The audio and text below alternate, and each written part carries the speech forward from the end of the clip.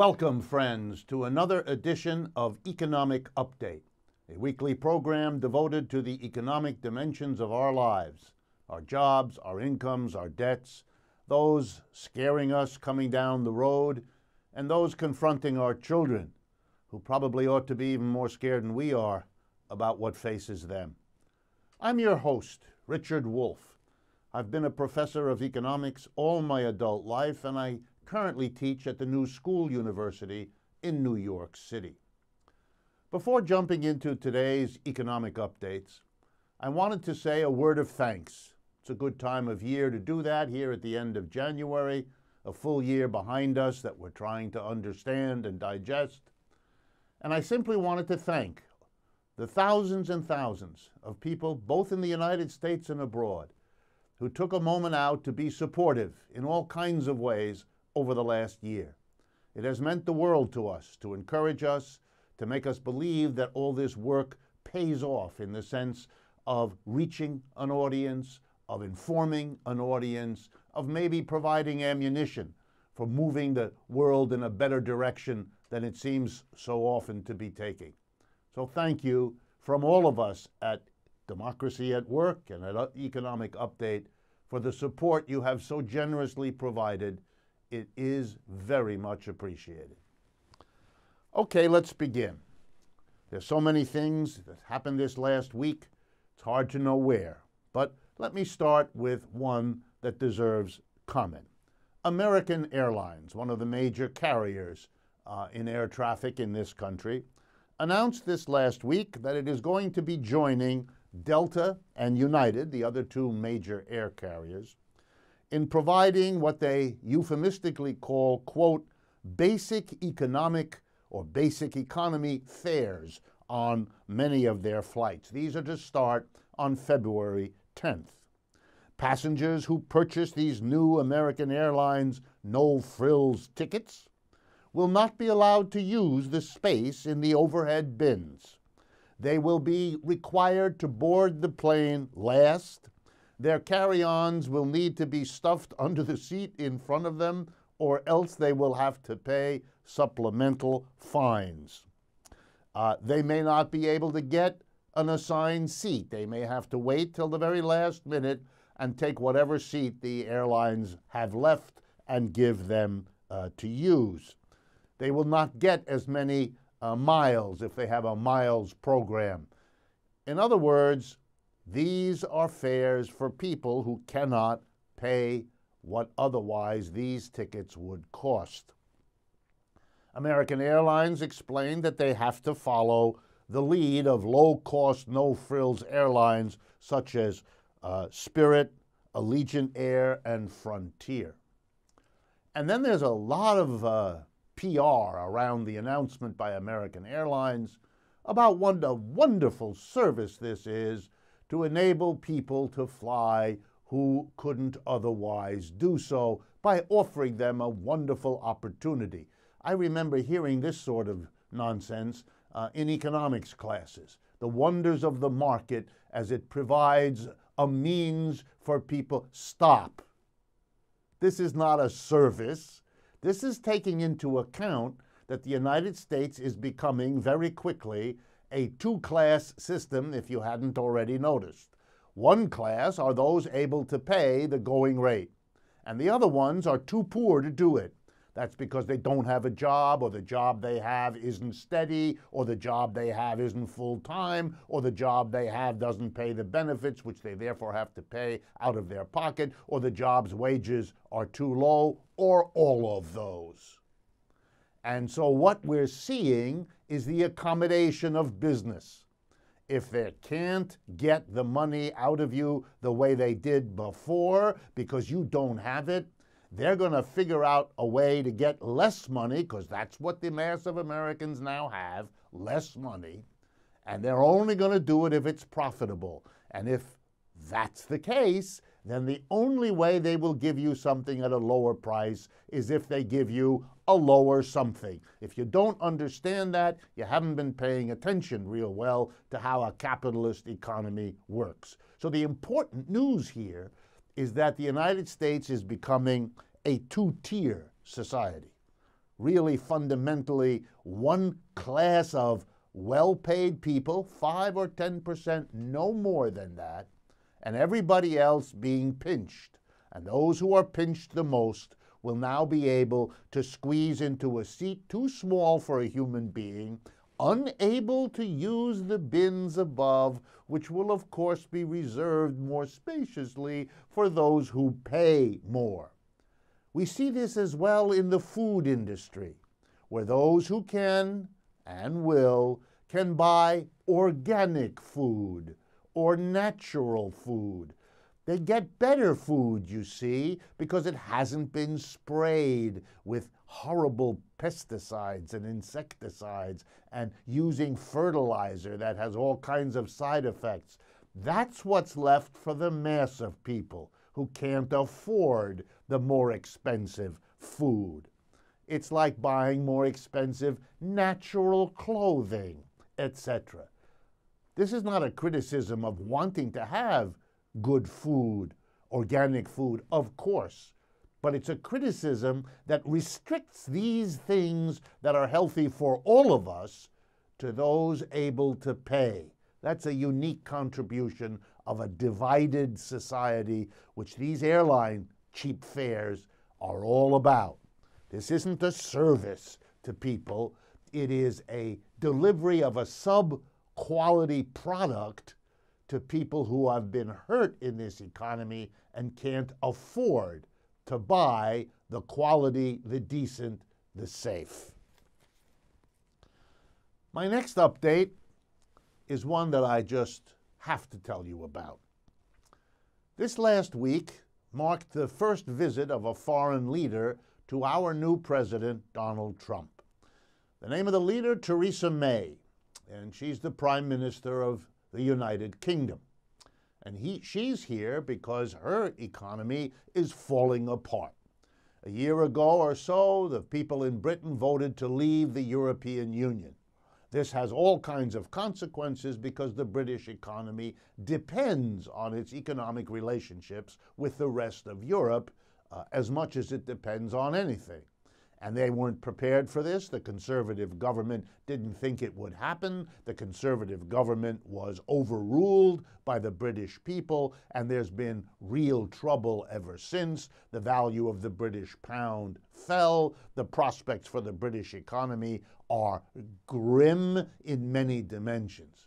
So she's here trying to figure out what she can get for saving Britain from a new president.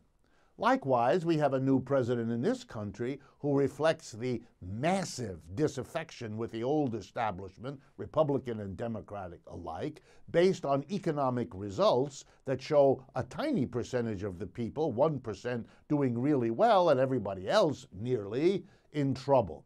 So we have two economic basket cases, more or less, getting together their two leaders. So you have to really be amazed. It kind of takes your breath away to hear the press release coming out of these two governments about their meeting. It turns out that Prime Minister May and President Trump are going to be talking about a wonderful new alliance between the United States and the United Kingdom that will allow the two together, here we go, to lead the world. What? Lead the world? You can't run your own affairs in a reasonable manner. There's turmoil in both your countries. This is the least popular president to take office probably in our history. The opposition to him begins the first minute he takes office. And this leader in Britain is rollicking around trying to cope with an out-of-control economic decline. They're going to lead the world. This is a wonderful example of politicians not only out of touch, but so far out of touch that they're downright delusional. And I guess they believe that by saying such junk, we're all going to be taken in and imagine that the meeting of Trump and May is about leading the world. It's about saving their respective political careers amidst an economic crisis larger and longer lasting than they ever imagined. Next item. And I apologize for focusing on President Trump, but that is much of the news these days. In his inauguration speech, he spoke about carnage, about problems of the American economy. And certainly, as you know from listening to this program, there are plenty of those, and many of them are not getting any better. And then he did a classic move done by leading politicians in capitalist economies for many years. He blamed not the economic system, not the way we organize production with profit-driven employers manipulating the mass of people as workers. No. Not a word about that's not a problem, of course. What is the problem? Foreigners. You see, foreigners are taking our jobs.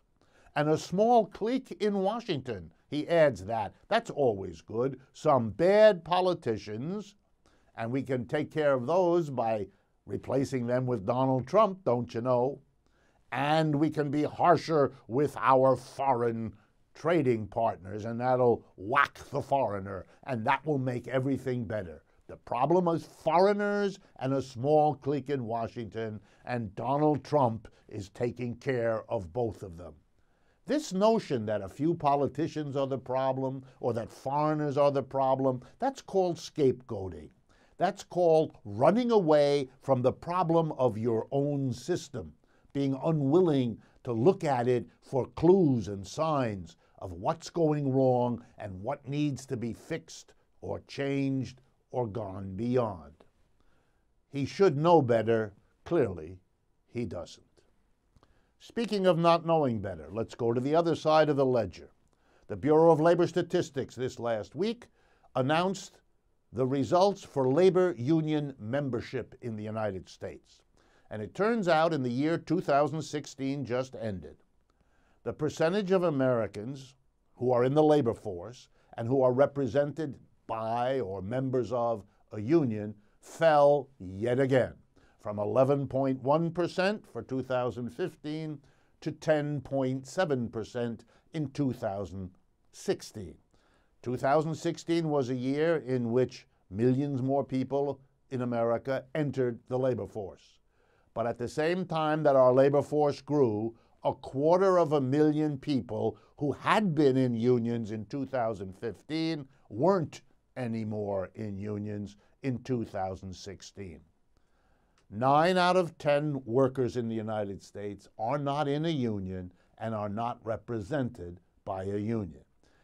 Here is another system, the labor management system, you can call it, the labor organization system, that isn't working for working people. The major institution that fought for their interests in this capitalist economy, for decent wages, working conditions, and all the rest, have been shrinking uninterruptedly for half a century. This is a situation that ought to make all of those who work in labor unions, who support labor unions, turn inward. You can't just blame the corporate sector, although Lord knows it deserves some. And you can't just blame the politicians, although Lord knows they deserve some blame too. You also have to look at yourself, your own policies, your own organizations, your own priorities, and interrogate them as to how and what you ought to do differently if this catastrophe does not to continue. And why do I call it a catastrophe? Because there are very few institutions that fight for workers' interests. Labor unions are one of those. And one of the reasons American workers have done badly over the last 40 years, in ways now everyone acknowledges, including Trump, including Clinton, including all of them. One of those reasons is the decline, the weakness of the American labor movement. For that to continue is to further undermine American workers, no matter what Mr. Trump can or does do, etc., etc. That's why it's important to pay attention to what's happening in and by the labor movement. My next update is about something much in the news these days, Mexico, and the relationship between the United States and Mexico, and Mr. Trump's literally never-ending effort to heap every kind of blame he can on the Mexican people, on the Mexican government, on Mexico, as if it were the big problem for the United States. It never was, it isn't now. This is a game, a distraction. But let's look at what Mr. Trump proposes for you to see just how much of a fakery this all is. Let's begin by assuming that Mr. Trump and the Republican Congress can actually carry through on the problems and the threats as they see them. Apparently, Mr. Trump has issued the order to build a wall. Apparently, he's going to go through with tariffs, blocking the freedom of the Mexicans to produce goods cheaply there and sell them into the United States, which they have been doing without paying any duty, because that's what the NAFTA arrangement passed in 1994 allows them. Let's suppose it all stops, that American companies can't or won't produce cars in Mexico. They'll produce them instead here in the United States, and that's what Mr. Trump says is his goal. Well, let's follow the logic. If you produce cars in the United States instead of Mexico, here's one problem you immediately have if you are Ford, General Motors, Chrysler, or any other company. You're going to have to pay American wages. You're going to have to pay American wages that are significantly higher than the wages you can get away with in Mexico, which is why those companies went to Mexico. Not only that, you are now going to face the reality that you have a competition, if you're an American company that's moved your production back into the United States. You're going to be competing around the world with Japanese companies and South Korean companies and French companies and German companies and Italian companies who are not being forced by their respective governments to do anything of the sort. They will continue to produce cars in Mexico, thank you very much, picking up the laborers that Americans fire down there and producing cars that they can sell at a much lower price and still make a profit because they are paying Mexican workers so much less. So around the world, where the United States might have thought that they could sell cars, they can't, because they can't compete since they've been excluded from producing cars in Mexico. And by extension, Mr. Trump seems to want to prevent that production abroad from happening in China and other countries, so we can expect it to continue. That's going to force American companies, pressured to produce here in the United States, either to price their cars where they can't sell them. And by the way, that means pricing cars much higher than they now are, because you've got to pay American level wages. But note two things. Wages in the automobile sector have been coming down because of the crisis of the auto industry. So they don't have to produce cars, pay wages what they once did to American workers. So the impact on the American economy won't be that big. But if it is, if it really prices American cars produced in America at a price that's uncompetitive, then we know what corporations will do. They will substitute machines for people. That's how they'll try to compete. That's how capitalism works. They'll automate. And in the world of automobile production, that means robots. They will replace workers with robots and thereby achieve, they hope, the economies that will allow them to compete with folks that are still producing in Mexico using the low wages. So whatever jobs they might have created here will not, in fact, be created because of robots. And here comes the best part. The world market in robots is dominated, get ready, by Chinese and Japanese producers. So the American car companies will likely be importing Chinese and Japanese robots to remove American workers. I could go on, but Mr. Trump hasn't thought any of that through and clearly hopes we don't either, so that the TV or made-for-TV spectacular of doing something to the Mexicans is supposed to make us believe that all of this will work out for working people. It hasn't. There aren't any working people involved in any of this. The few workers who cheer this are fooled by Mr. Trump into not investigating what this all means. Nor am I done. What will happen also is that Mexico may very well be plunged into an unlivable situation. There, the combination of American companies shutting down or even just not coming at the pace that they have been coming in the past means fewer jobs for Mexicans.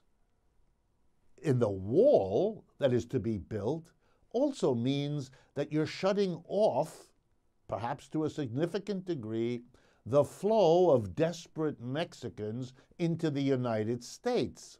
Let's put those together. Fewer jobs for an economy already in trouble, and no escape in the form of migration to where the jobs might be in the United States.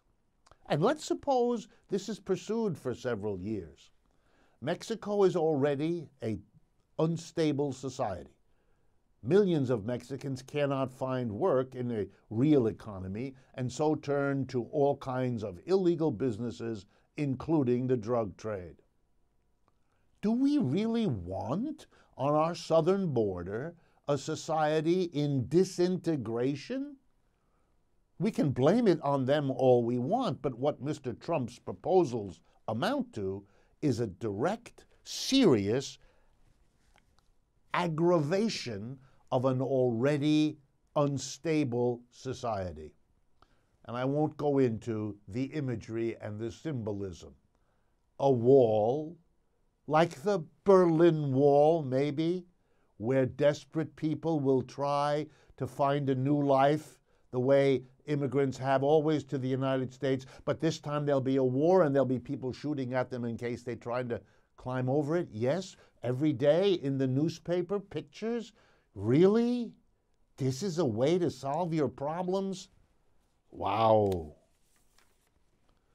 And speaking of solving problems, President Trump also removed the United States from the TPP, the Trans-Pacific Partnership. What an interesting idea.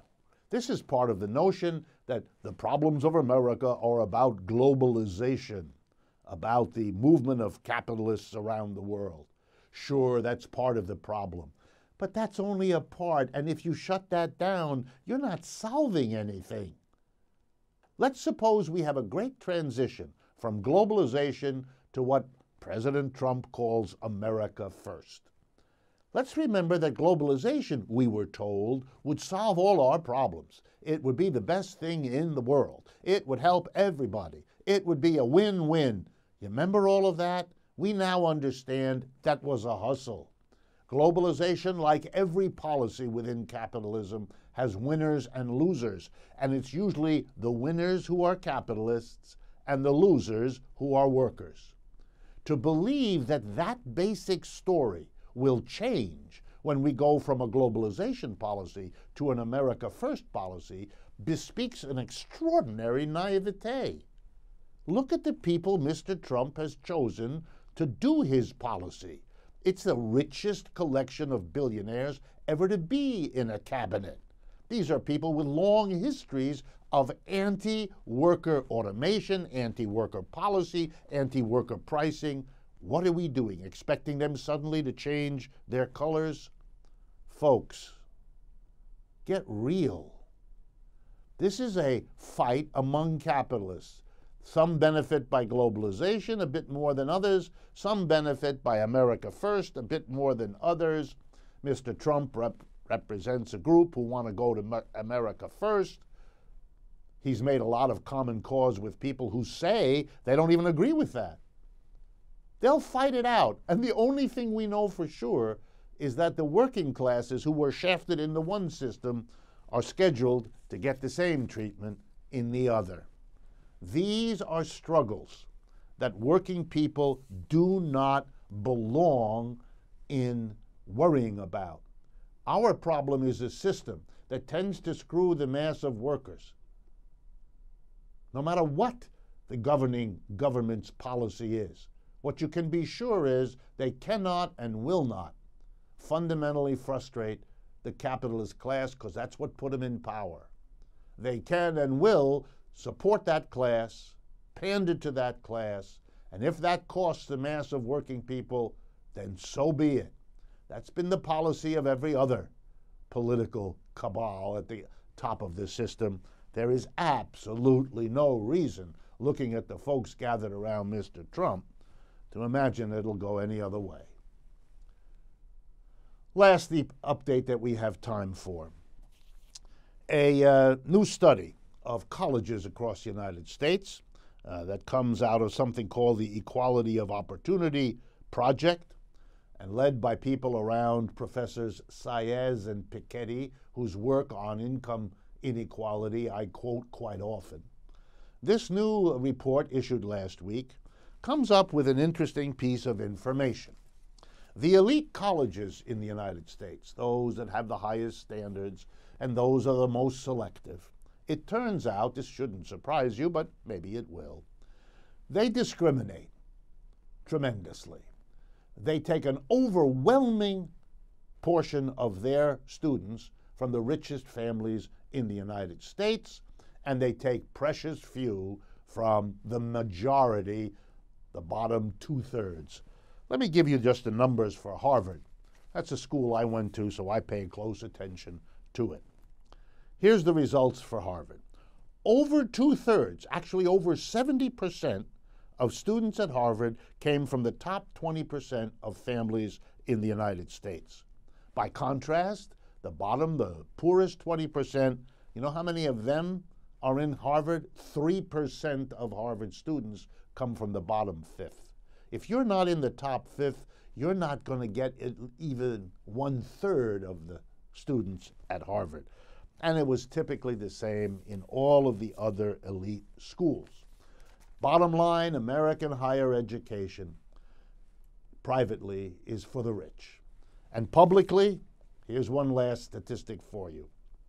Working class schools, the state schools of the United States, saw in the 2008-2016 period, the last 8 years, a cut in the amount of money spent. From 56% cut in Arizona, 54%, staggering numbers, in per student support in the public higher education. For the average in the United States, minus 18%. You got it. For the richest, the best education. For everybody else, less and less. That's why American Airlines is giving us no-frills tickets, friends. We've come to the end of the first half of this program. Please stay with me. We will be right back.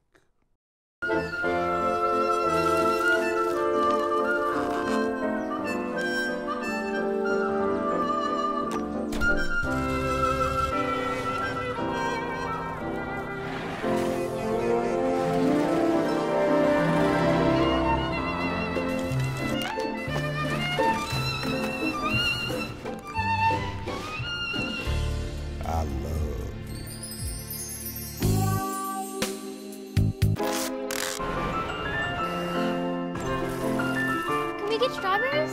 Okay.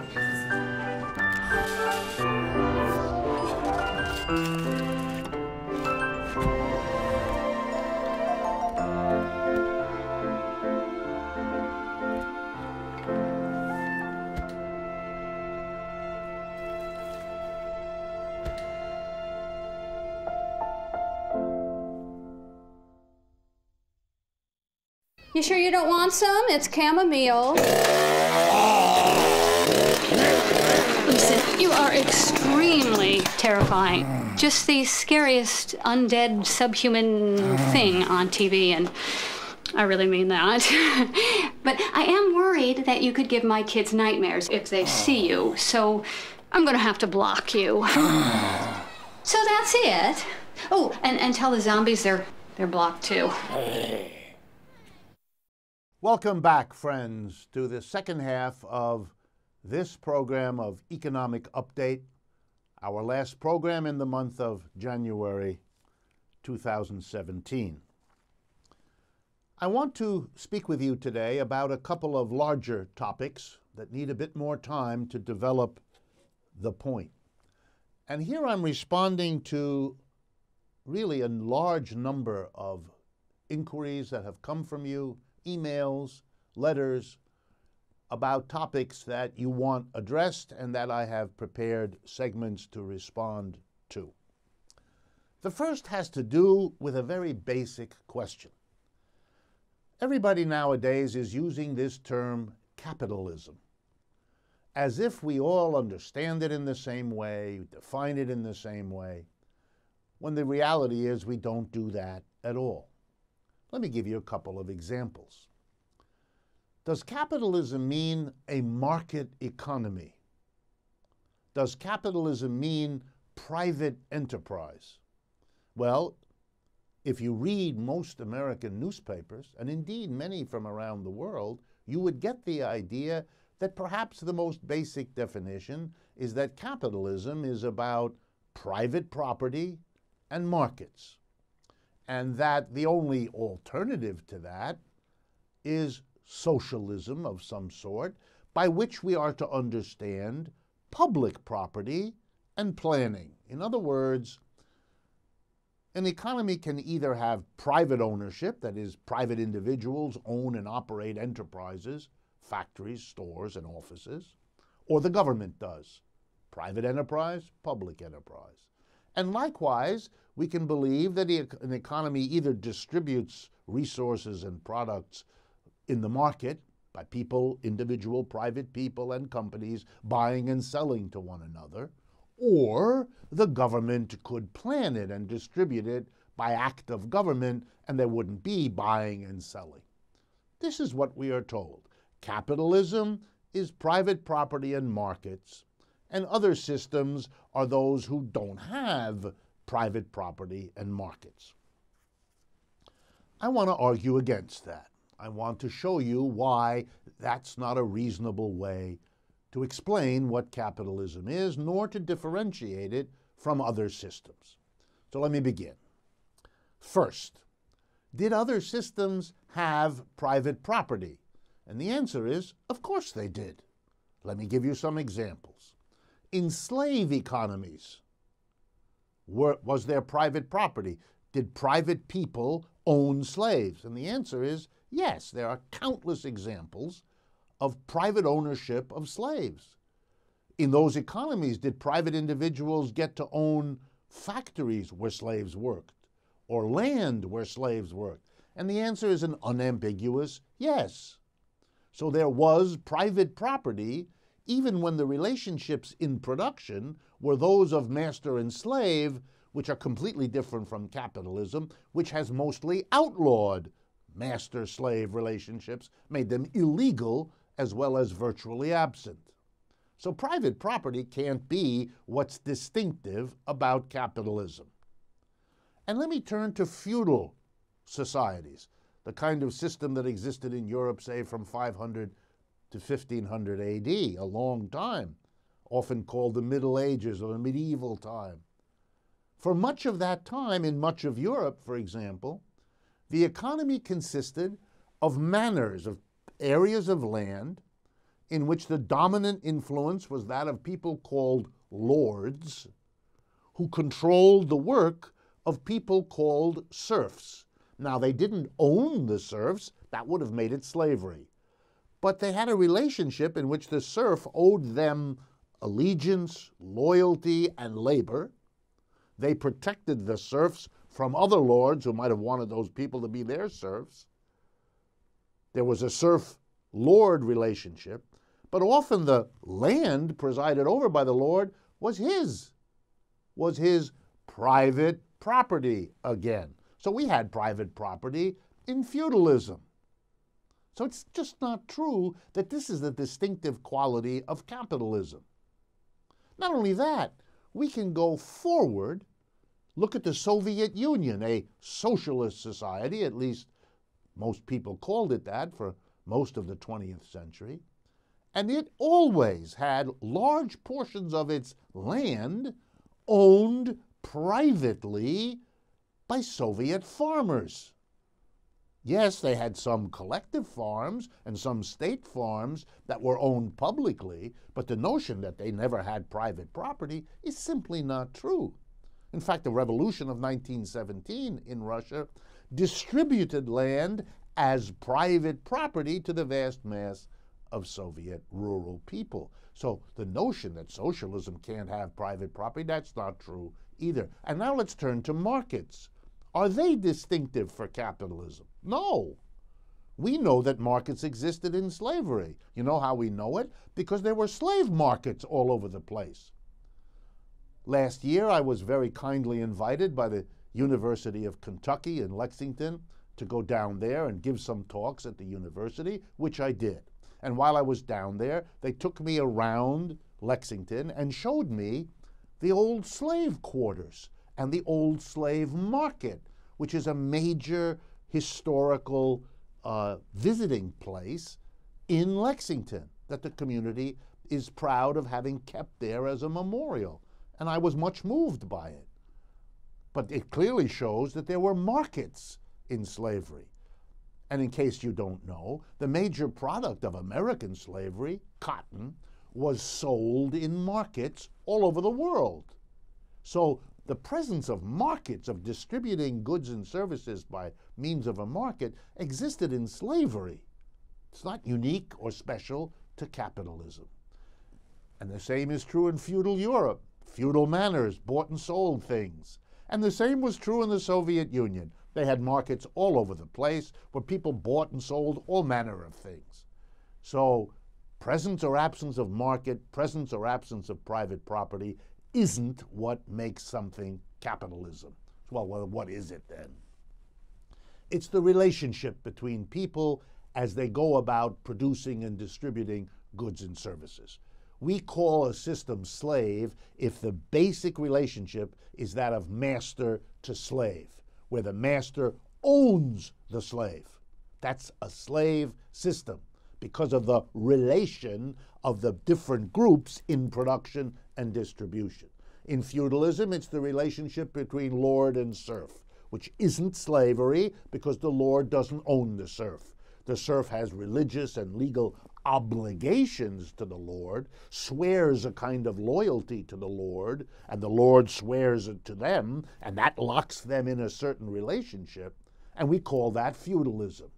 What is distinctive about capitalism is then the relationship, and here it is. It's the relationship of employer to employee. It's a contract between two independent units.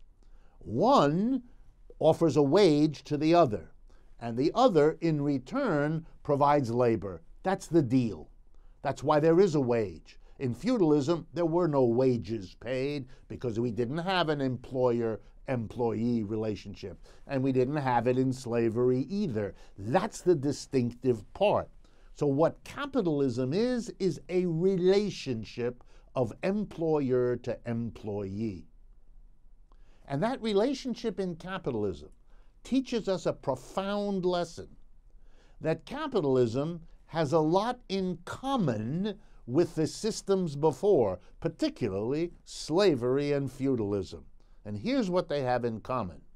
A very small group of people, masters, lords, employers, are dominant, have the control and amass the wealth relative to the vast mass of people, the slaves or the serfs or the employees. This latter group, the majority, the vast majority, do the bulk of the work. The wealth produced is gathered into the hands of and controlled by the small group. A small group vis-a-vis a large group. That capitalism has in common with slavery and feudalism. And that means capitalism is subject to the same tensions and criticisms and revolutions that plagued slavery and feudalism. Why? Because sooner or later, when things go bad, the mass of people figure out that they're locked into a system where they get the short end of the stick. They are the majority, but the wealth they produce goes to somebody else. They are the majority, but the power is in the hands of somebody else. And they figure out that rather than begging as slaves that the master treat them better, or begging as serfs that the Lord treat them better, or begging as employees that the employer treat them better, what they ought to do, maybe, is change the very system. So slaves got the idea, we want our freedom. And serfs got the idea, we want our freedom from feudalism. We don't want to be tied to the land. We don't want to have these obligations to the Lord. And so they made capitalism in the hopes that this would free them. They broke away in the British revolutions of the 17th century, in the French and American revolutions of the 18th century, and in revolutions around the world ever since that got rid of slavery, feudalism, and some other systems and brought in capitalism as the means of freeing people. And then there was, sooner or later, everywhere, a recognition that this strategy didn't work, that capitalism wasn't freedom, that capitalism didn't fundamentally change the situation of a few people with the wealth and power and everybody else without. It just changed the rules for that system. It replaced master-slave, lord-serf with employer-employee, so that what remained, if you were going to achieve the freedom that people in all those systems sooner or later felt, was a system that didn't organize production that way, that didn't divide the people who participate in producing and distributing goods and services into a minority with the wealth and power and a majority who do the work. And the only way to do that is to democratize the enterprise, whether it's a farm or a factory, a store or an office, to make it such that we don't have order givers, order takers, that everybody is a part of a community that together divides the work. And if somebody has to be for a while in the position of order giver and others order takers, we rotate that. So you're an order giver for a while and you're an order taker for a while, so you don't get locked into either one, so we don't reproduce the lord versus the serf, the master versus the slave, and the employer versus the employee. That's what a socialized or a democratized or a communalized workplace is all about. Capitalism exists so long as you don't question, you don't criticize, and you don't move beyond yet another small group power, mass of workers situation. Capitalism didn't change that. It just gave it a new form. It went from master-slave, lord-serf, to employer-employee. And you can have private property with all of them, and you can have markets with all of them, because that's not what's crucial. What's crucial is the relationship among people as they go about producing the goods and services without which we cannot live. This is an important matter, because if you want to solve the problems of capitalism, especially now that it is working so badly for such a large majority of people, we're at the edge of the recognition by people that the problem is the system, not this or that politician, not this or that law or regulation, or this or that trade treaty, or any of the other diversions, deflections, distractions. The problem is the system. People in slavery eventually figured it out and went beyond that. People in feudalism eventually figured it out and went beyond it. And people in capitalism are in the process of figuring out ... Let me turn to the next major topic for today that you've asked me about. The question of jobs. Some of you have said to me, well, isn't it good that President Trump is fixated on getting more jobs for Americans and putting them back to work and all of that. And isn't it therefore even worthwhile listening to him when he justifies restarting those pipelines in the Midwest that so many have protested against, and uses as one of the justifications for doing this environmentally disastrous thing, this thing that abuses our long, sad history with indigenous Americans and so on. He justifies it by saying it will create jobs. This is something that has to be confronted in a direct way. Are we supposed to listen to presidents and other politicians telling us that the only way we can get jobs for Americans is to pander to one or another capitalist? Because that's really what we're being told. We're being told we have to pander to the pipeline companies that want to make a fortune off of building those pipelines because that's a way to get jobs. We have to go with Mr. Trump to destroy Mexico and all that the Mexican workers need and want because that will help us have jobs. We have to, you get the picture. We justify things in the United States by saying it'll get jobs. President Obama did the same thing. In the crisis years of 2009 and 10, at the beginning of his presidency, he pushed through the Congress a massive stimulus program.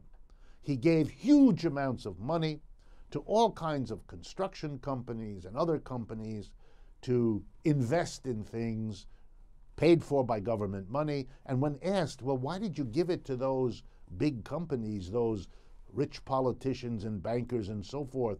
Because the mass of people need it more. He explained, this will create jobs. He justified trickle-down economics, which is what he practiced, by saying it would eventually produce jobs. This is a peculiar logic, because if you want to produce jobs, if you're genuinely interested in jobs, there's a quick, easy, direct way to do that. And every politician knows it, but they want you not to think about it. How do we do it? Well, let me give you an example of an American president who did it. Franklin Roosevelt, in the depths of the Great Depression, looked around the United States, saw a basic problem of unemployment, and acted directly. Here's how he did it. He went to the richest Americans, the big corporations and the wealthy people. He taxed a good bit of money from them. He borrowed a good bit of money from them. And he used that to hire unemployed Americans to do all kinds of useful things. They built many of the national parks that most Americans visit one point or another in their lives. They did some of the first reclamation projects, the first ecological preservation projects in America. They built countless buildings and bridges and roads. They did useful things that we're still benefiting from. And they had good jobs and good incomes. You want to hire people? Do that, because that worked real well. There is no need to go through the private sector, to make profits for the private sector, and then justify it with jobs. That's fakery. This is not about a jobs program. Opening those pipelines is a gift to the pipeline companies. Doing what he's doing with the Mexicans is a gift to the companies that will benefit from doing that. Justifying it with jobs is an awful fakery, because it's not about jobs. If you actually cared about jobs, you wouldn't take those routes. Let's be real honest here. If we have a war, a trade war with Mexico, which is sure what it looks like, Mr. Trump has told us not only is he going to build the wall, but the Mexicans are going to pay for it. The Mexican president has said that will never happen. And he threatens retaliation, which, by the way, all governments around the world will seriously consider. Retaliation means if they can't sell Mexican-produced goods in America, Americans will not be able to sell them in Mexico, and that means the loss of many American jobs. So if you're really concerned about jobs, you wouldn't go in this direction. It's too risky, it's too dangerous, and there are not enough jobs at the end of this process. Why are you doing this? If you care about jobs, provide them. Follow what Roosevelt did. Do it that way. It's been done before in America. It worked before. And all of these indirect methods promise much poorer results if they even get those. We should not permit the ideology to govern us, that as if the only way to discuss providing work is whether we take this policy of confrontation with other countries, or we let the environment be destroyed, or what are we doing here? Drilling in the Arctic? We don't have to do that for jobs. That's a fake argument, and you shouldn't be fooled. And if you're wondering what would millions of Americans who got federal jobs do, let me give you a short list. We have major American cities that are wrecks. The housing stock is a wreck. The infrastructure is a wreck. I'm talking about Detroit and Cleveland and Camden, New Jersey, my hometown, Youngstown, Ohio, and many others. There's lots of work to be done. Here, I'll give you another example. Instead of befouling the environment with fossil fuels, why don't we green the American economy? Many have proposed that. Do something about the environment that we've spoiled so badly over the first 2 centuries of this country's history. Give a lot of people work doing something everybody will be healthier for, that will save this planet. There's more work to be done than you can imagine. And here's another. Put a lot of Americans to work helping other people around the world, not threatening them with trade wars, not screaming America first in their faces. No, doing something useful for them that will be good for this country too, in the way of goodwill, in the way of solidarity. There's lots that can be done that Americans would be proud to be employed to do. If you care about employment, you would have done it directly because it's the fastest, quickest, and best way for us. The pandering instead to projects that make money, profits for corporations, and then hope it trickles down to jobs, that's been a recipe for inequality and failure over and over again. I was sad during the Obama administration, with all of that unemployment, that there never once was a massive march in Washington or anywhere else for jobs. Not jobs through the private sector, jobs now, for people who need them now, for communities that need those people working now, for families that can only hold together if the adults in them get a job now. But no, this country of family values, don't you know, never put it together that family values means giving mama and papa, the adults, a job and an income that allows you to have a family and allows you to have a future. No, no. When you hear justification for something in terms of its being a job creator, you're hearing a hustler. Someone who wants you to believe in the jobs precisely because what's being done is not directly creating a job, but in fact, directly creating somebody's profit. That's how capitalism works. That's why the system is the problem. Lastly, some of you have said to me, is it really fair to say something like this, that Trump represents what's good for capitalists and not what's good for workers, no matter what he says? Well, rather than make the argument again, as I've done, I thought I'd read you a few statements made by leading capitalists at the recently concluded Davos meetings of the World Economic Forum in Switzerland. And these are taken from the Bloomberg News Service that wrote them up. I picked two because I think they're wonderful. The first one comes from the CEO at J.P. Morgan Asset Management. J.P. Morgan, one of the largest banks in the world and in the United States. The CEO of J.P. Morgan Asset Management is Mary Callahan Erdos, E-R-D-O-E-S. Here's what she said in Davos, quote, "It's going to be a great several years. It's going to be very positive for businesses in the U.S., which should cascade to businesses around the world." Wow, this is double trickle down. Trump is good for U.S. businesses, and that'll trickle down to other businesses. And then, although she doesn't care to say anything, it'll trickle down to everybody else. Mary Callahan Erdos is very happy about Trump. Next, Goldman Sachs, the biggest investment bank in the United States. The CEO there is named Lloyd Blankfein. And here's what he offered in an interview on Bloomberg television from Davos, Switzerland, where he was. Here we go. Quote, "If you look at the policies that Trump has committed himself to, they are quite stimulative and quite market supportive. If you look at spending on infrastructure, lower tax rate, and overlapping regulation, they are quite stimulative. Far more stimulative than what people were expecting had the Democrats won the election. I think we're going to open it up," Mr. Blankfein said. And final quote, "You can call it Dodd-Frank as amended."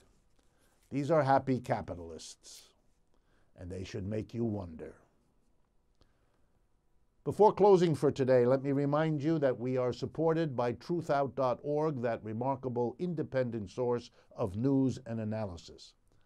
They help us, they partner with us. Please do likewise.